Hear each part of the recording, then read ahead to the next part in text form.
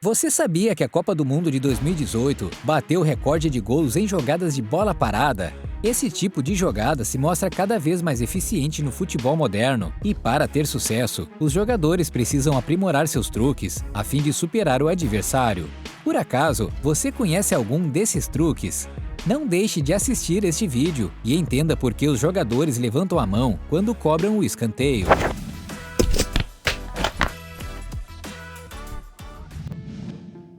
A Copa da Bola Parada. Para ter sucesso no futebol moderno, não basta apenas ter talento. Para ser um jogador acima da média, é necessário muito treinamento na parte técnica e também tática. Na Copa do Mundo de 2018, podemos ver a importância de um time bem treinado coletivamente. As bolas paradas foram um destaque à parte na competição. A cada 10 gols marcados, 4 saíram de lances desse tipo. No total foram 70 gols marcados, que tiveram a bola parada na sua origem. Um recorde na história da competição. Claro que teve muito gol de pênalti nessa conta, o que ajuda a levantar a estatística. A cobrança de pênalti é uma vantagem e tanto, certo? Mesmo assim, foram mais gols marcados em jogadas de escanteio do que de pênalti. Foram 23 gols saídos do escanteio e mais 14 em faltas levantadas na área. E até teve 2 gols que se originaram de cobranças de lateral. E aí, você lembra de algum desses gols? Pois é, o torcedor brasileiro deve se lembrar bem que um dos gols que eliminou a seleção contra a Bélgica saiu de uma jogada de escanteio. E nas semifinais contra a França, foi a seleção belga que sofreu o gol da derrota em uma jogada parecida. Isso só comprova a tese de que uma jogada bem treinada de bola parada pode sim decidir campeonatos. Nesse departamento, a seleção da Inglaterra foi soberana. Dos 12 gols marcados pelo time inglês naquele Mundial, 9 tiveram origem em lances de bola parada, um recorde absoluto na história da competição. Mas claro que para que tudo isso aconteça, é necessário muito treino, ensaio e alguns truques para enrolar o adversário. Você já reparou que muitos jogadores levantam o braço em uma cobrança de escanteio, às vezes o direito, às vezes o esquerdo, às vezes os dois. E sabe por que desse gesto? Bem, isso talvez não seja um grande segredo no futebol, mas vale uma explicação. Jogadas ensaiadas. Cobrança de falta, escanteio e até lateral têm sido armas importantíssimas na busca por gols. Como já dissemos anteriormente, um plano bem executado pode decidir partidas equilibradas e até mudar a história de campeonatos.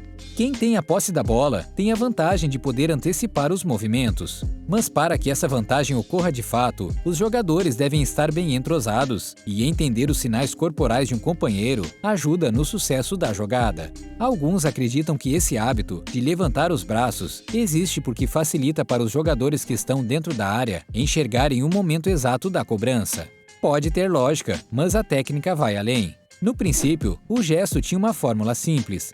Um braço levantado significava a bola levantada no primeiro poste e 2 braços significava que a bola seguiria para o segundo poste. Essa era a regra básica. Aí você deve estar pensando, não é possível que um time profissional não conheça essa regra e a marcação fique boiando no lance. Pois é, logo a tática ficou muito ultrapassada e as equipes tiveram que aprimorar o truque.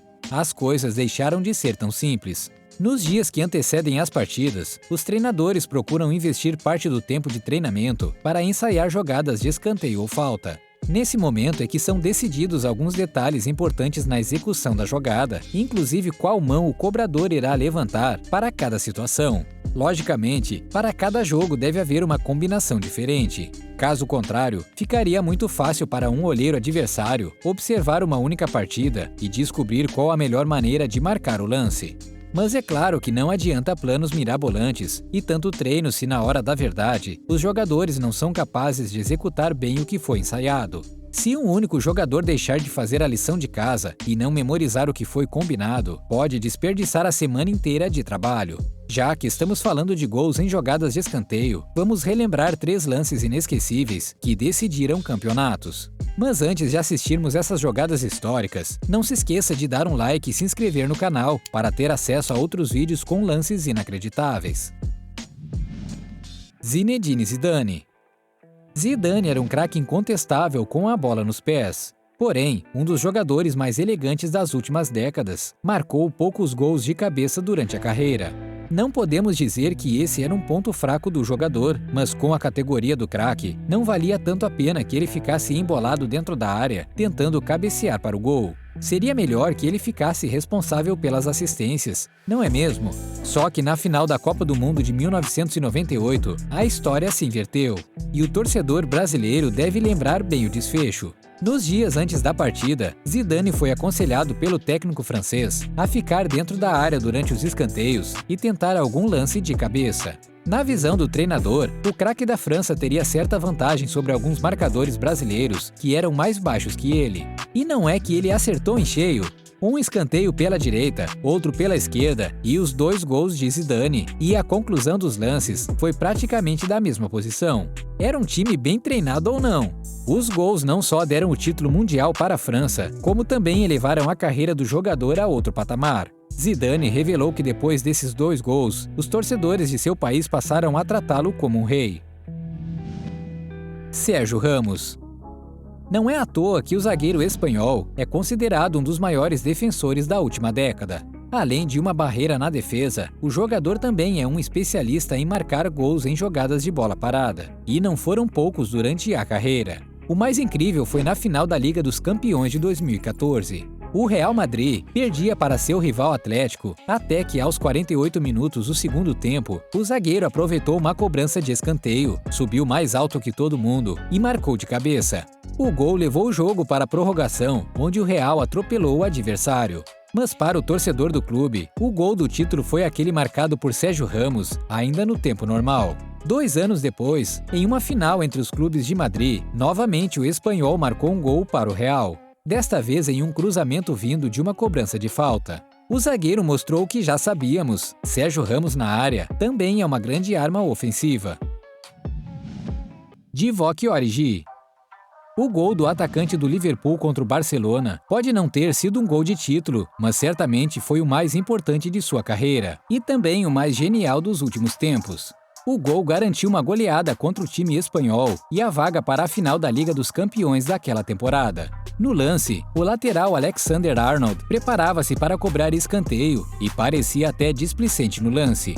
Ele sequer levantou o braço para indicar a jogada para seus colegas. Mas num momento de pura inspiração, ele enxergou Origi sozinho dentro da área e rapidamente cruzou rasteiro para o atacante marcar o 4º gol do time naquele jogo.